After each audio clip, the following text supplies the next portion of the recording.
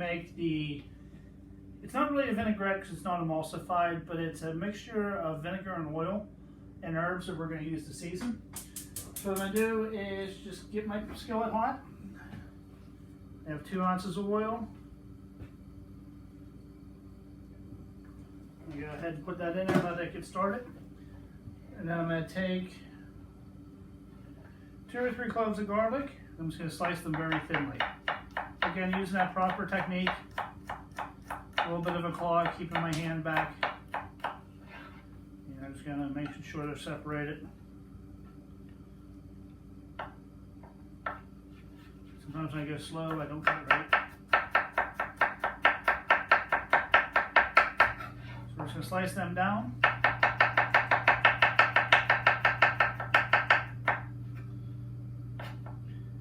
This is one of those ones you want to make sure they're nice and thin. Slice them down, then we're going to take a sprig of rosemary, and we're just going to go ahead and pull all the leaves away from the woody bits. Don't want anything real kind of in your teeth. And we're just going to give this a fine chop also. I don't like to chop my herbs too much. I like to keep them nice, kind of still in one piece, but rosemary is one of those ones, if you get a little stem in it, you get stuck in your teeth, it can ruin a good bottle of wine. I'm trying to use a smaller knife so everybody can kind of see a little bit better. Learning things as we go along. So now that our oil's hot, and we don't want to fry this a lot.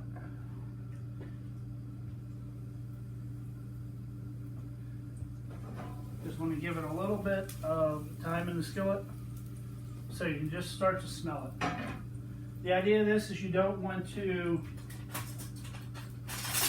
pull some of the aroma out of the garlic, brown it just slightly, but you don't want a lot of color on it, and you don't want a lot of time spent.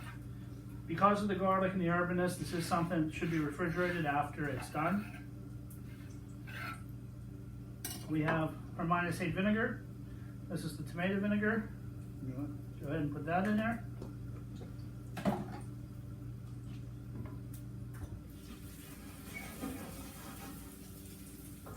And then that's really all I want to happen with the vinegar.